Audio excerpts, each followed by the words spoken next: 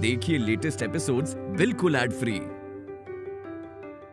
Bharat Ratna doctor Bhimrao Ambedkar को कोटि कोटि नमन। ये कार्यक्रम डॉक्टर भीमराव अंबेडकर के जीवन पर आधारित है, जहां भारत की जनता के प्रति उनके योगदानों को पूरी सजगता से चित्रित और रेखांकित करने का प्रयास है। कार्यक्रम में दिखाई गई घटनाएं लब्ध-प्रतिष्ठ पुस्तकों से ली गई हैं। इस कार्यक्रम के जरिए चैनल की ओर से एक विश्वसनीय, सजग और सकारात्मक प्रयास है कि डॉक्टर बाबा साहेब भीमराव अंबेडकर के जीवन की संघर्ष यात्रा एवं गौरव गाथा पूरे आदर के साथ घर घर पहुंचे और उनके योगदानों से सभी संपूर्णता में परिचित और आह्लादित हों।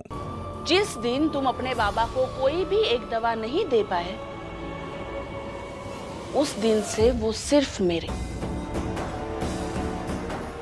मैं जैसा चाहूंगी वैसा रखूंगी और तुम कुछ नहीं बोलोगे। क्या?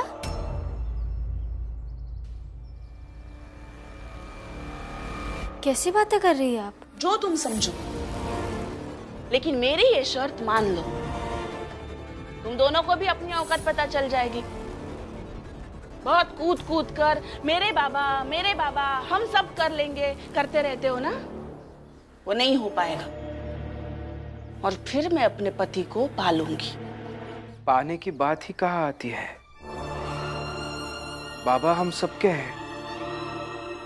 अगर वो आपके पति है तो मेरे पिता भी है। जितना कह रही हो ना उतना करो। बाहर सबकी चुनौतियां स्वीकारते हो ना, तो मेरी भी स्वीकारो।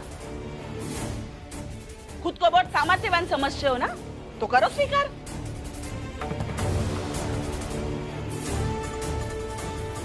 ठीक है, ठीक है, मैं स्वीकार करता हूं।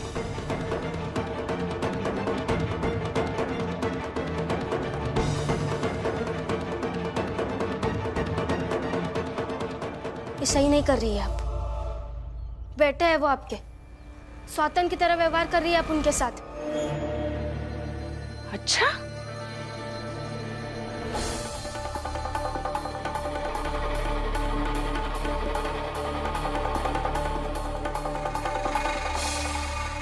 तू ना बहुत छोटी है मुझसे, लंबाई में, रिश्ते में, उम्र में और तजुर्बे में भी। इसलिए समझ नहीं है तुझ में। मैं समझाती हूँ। सौतन सिर्फ रिश्ते का नाम नहीं है।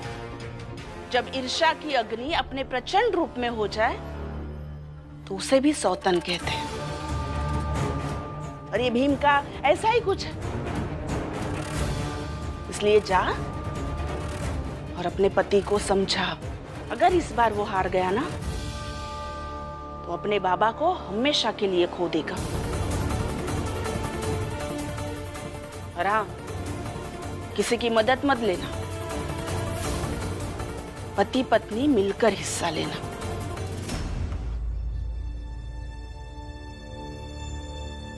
भीम,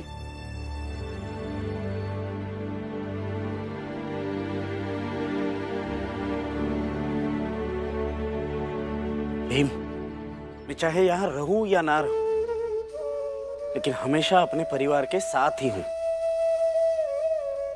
हाँ भीम, हम सब मिलकर बाबा का इलाज कर लेंगे। हम सब मिलकर नहीं आनंद भैया, मुझे और रमा को मिलकर बाबा की जिम्मेदारी लेनी होगी। पर ऐसा क्यों? बाहर सबकी चुनौतियां स्वीकारते हो ना, तो मेरी भी स्वीकारो। खुद को बहुत सामर्थ्यवान समझते हो ना, तो करो स्वीकार। किसी की चुनौती स्वीकार कर ली है मैंने, बाबा का पूरी तरह से इलाज कराने की।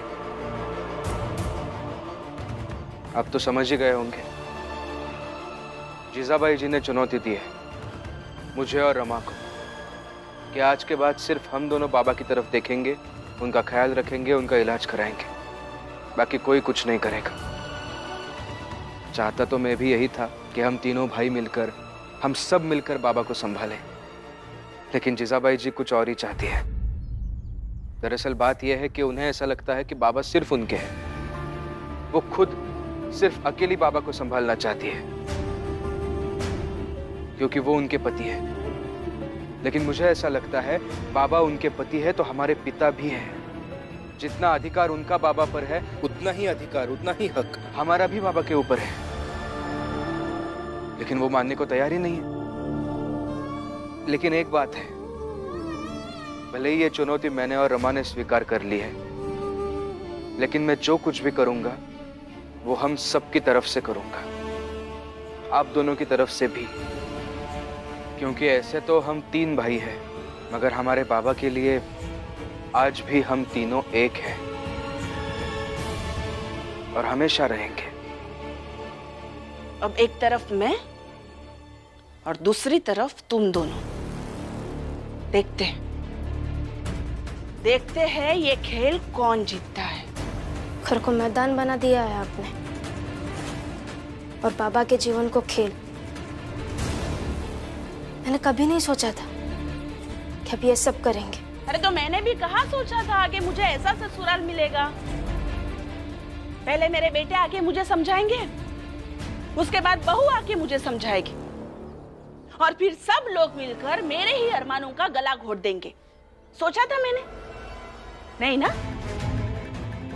तो जीवन में वो भी होता है जो हम लोग कभी सोचते ही नहीं है। इसलिए अब समय बर्बाद मत करो, जाओ और पैसों का इंतजाम करो ताकि शाम को अपने बाबा को दवा दे सको। एक बार फिर याद दिला रही हूँ, अगर शाम को अपने बाबा को समय पर दवा नहीं दे पाई तो तुम्हारे बाबा सिर्फ मेरे पति होंगे।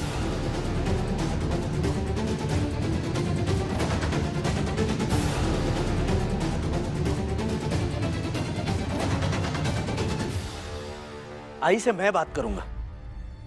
जब हम तीनों बाबा के बेटे हैं तो इस समस्या का हल भी हम तीनों मिल बांट कर निकाल लेंगे। हाँ, आई होती कौन हमारे बीच में शर सकने वाली। एकदम सही कह रहे हो आनंद।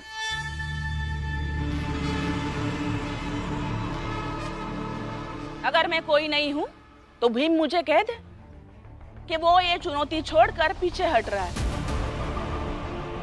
फिर मैं, बाला तुम और आनंद तुम, हम तीनों मिलकर बाबा को संभाल लेंगे। मगर आई, भीम हमारे साथ क्यों नहीं शामिल हो सकता?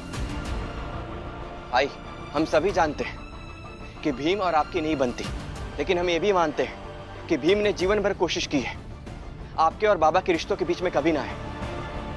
फिर आप ऐसा क्यों कर रही हैं? तुम दोनों मेरी जगह पर नहीं हो ना, इसलिए मेरी जगह पर आके ना तो सोच सकते हो और ना ही कल्पना कर सकते हो। लेकिन ये भीम तो खुद को बहुत काबिल समझता है, शायद ये मेरी जगह पर आकर सोच सके, लेकिन वो वैसा चाहता नहीं है और इतने सालों में उसने ऐसा किया भी नहीं है।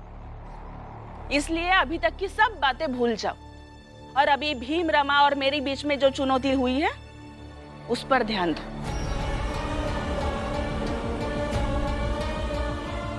बताओ भीम, क्या करना है? अभी भी समय है तुम्हारे पास, अभी भी कदम पीछे हटा सकते हो।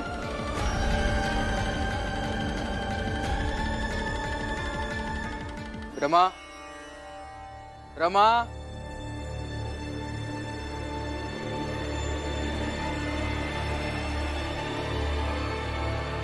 चलो। रुको भीम,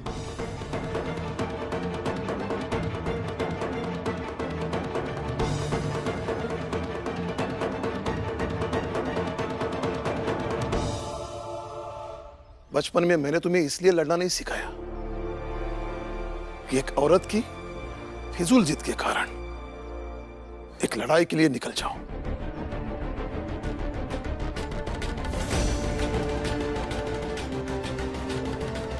बाबा, मेरी तरफ देखिए। देखिए, आपकी तबीयत पहले से खराब है, आप इस सब के बारे में मत सोचिए। और ये किसी की फिजूल की जिद नहीं, बल्कि एक बेटे का और बहू का अपने बाबा और ससुर के प्रति प्यार दिखाने का, जिम्मेदारी निभाने का मौका है।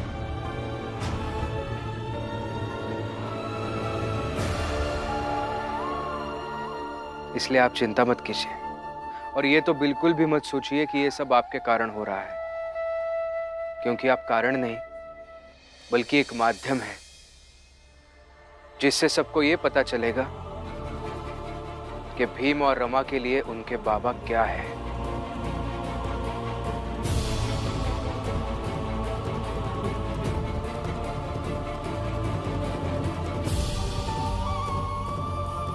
चलो।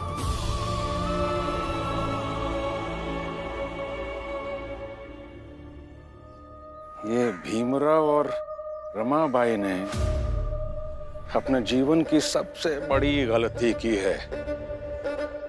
जीजाबाई की चुनौती को स्वीकार करके कि वो अपने हाथों से रोज राम जी को दवा खिलाएंगे, और अगर कभी नहीं खिला पाए, बस उस दिन से राम जी उनके बाबा नहीं रहेंगे, सिर्फ और सिर्फ जीजाबाई के होकर रह जाएंगे।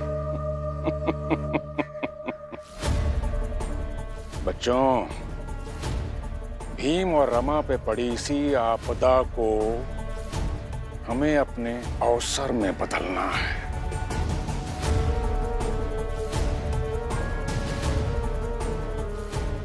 लेकिन कैसे बाबा? उस भीमराव से उसके बाप को छीनकर।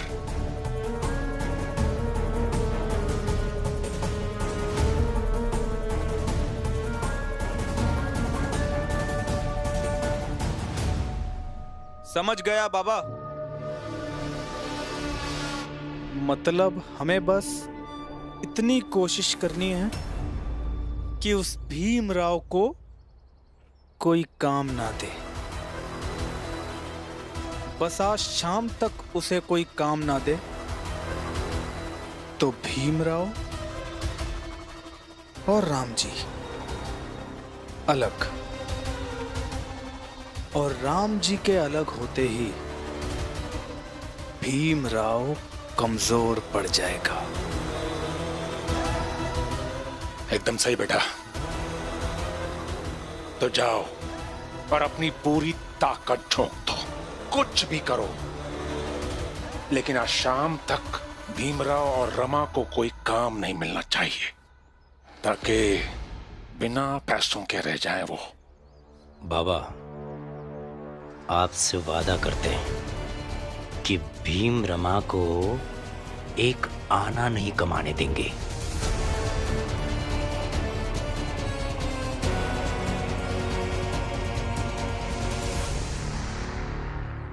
रमा, आज पहली बार एक लड़ाई रिश्तों को बचाने के लिए लड़नी है, वरना आज तक अस्तित्व बचाने की, हक पाने की, प्रतिष्ठा दिलाने की कई लड़ाइयां लड़ी हैं, मगर ये लड़ाई ऐसी नहीं है।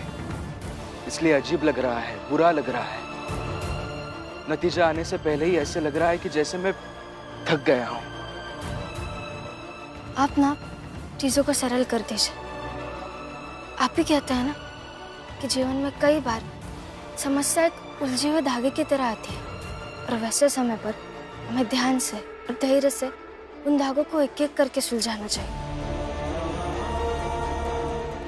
ये समस्या वैसे ही है, और इसे वैसे ही सुलझाएंगे। चलिए चलते हैं काम ढूंढने।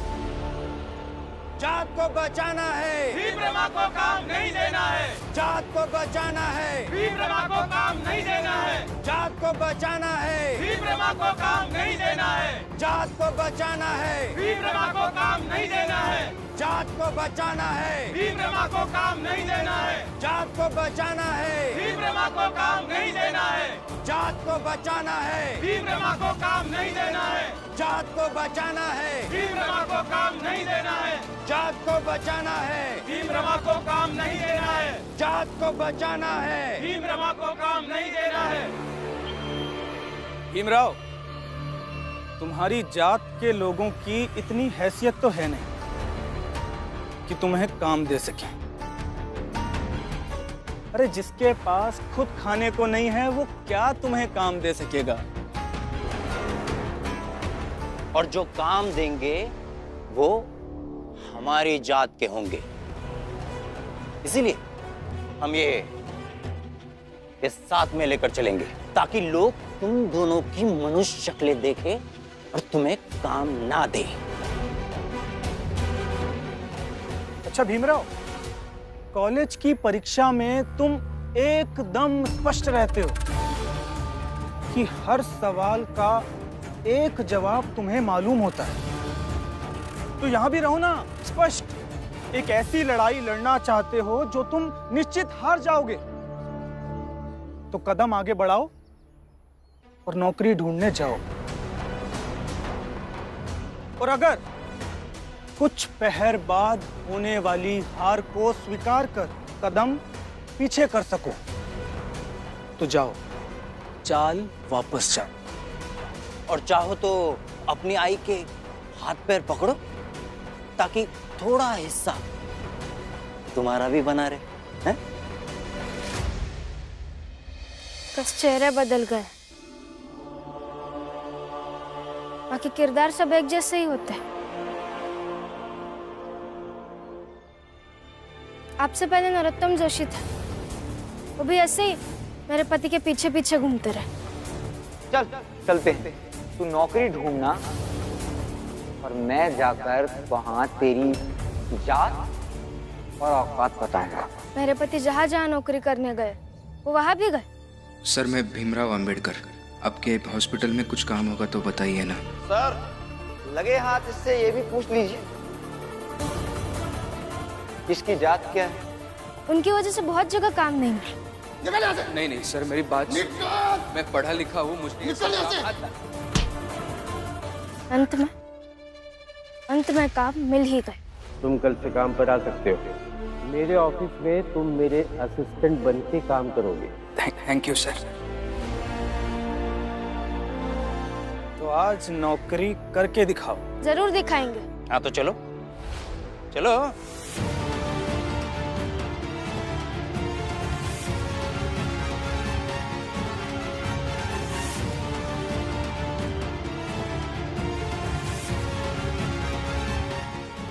जात को बचाना है, भीमरमा को काम नहीं देना है। जात को बचाना है, भीमरमा को काम नहीं देना है। जात को बचाना है, भीमरमा को काम नहीं देना। लीजिए खाइए खाना। भूख नहीं है। भूख नहीं है? ये सब कहने से अब कोई फायदा नहीं है। तबीयत खराब है आपकी, आपको खाना तो होगा ही। भीमरमा को एक नई मुसीबत में फंसा दिया और यहाँ तुम मुझे रोटी खिला रही हो। बहस नहीं करनी है मुझे आपसे। और जैसे आपने आज तक मेरी और भीम की लड़ाई में फैसला नहीं सुनाया, वैसे आगे भी मत सुनाइएगा। हाँ, तुम्हारे और भीम की लड़ाई में मैंने कभी फैसला नहीं सुनाया ना, तो अब मैं अपने आप को फैसला सुनाता हूं। और मेरा फैसला यह है कि मैं खाना नहीं खाऊंगा। खाएंगे आप?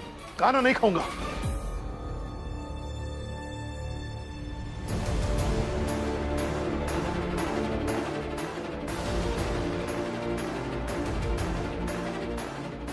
जीजाबाई,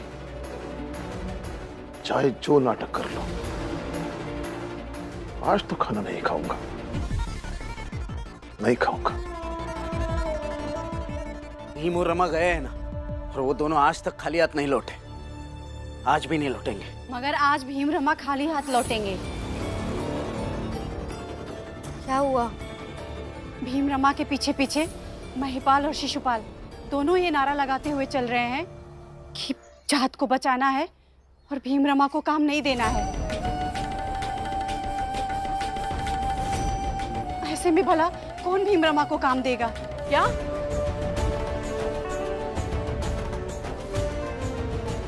ये मेघनाथ और उसके बेटे भीम के पीछे पड़ गए हैं और घर में जीजाबाई। और मेरे पीछे आपके भैया।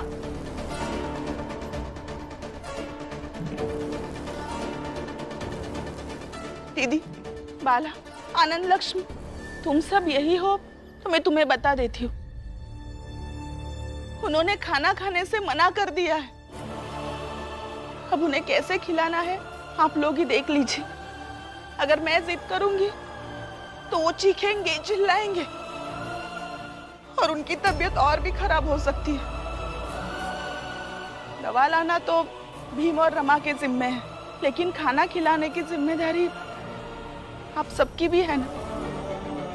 देखिए ना दीदी।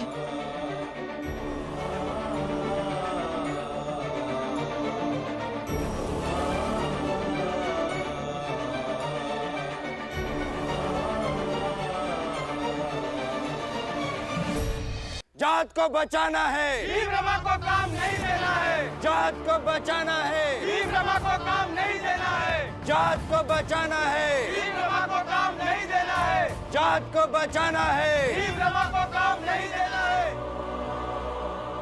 नमस्ते सेठ जी, हम दोनों के लिए कुछ काम है क्या? हमें काम की बहुत जरूरत है। मेरे बाबा बीमार हैं, उनकी दवा के लिए पैसे नहीं है हमारे पास। अब कुछ भी करके आज शाम तक पैसे कमाने हैं और बाबा के लिए दवा खरीदनी है। आप भी किसी के पिता हैं, आपके भी बच्चे होंगे, हमारी तकलीफ और भाव समझिए।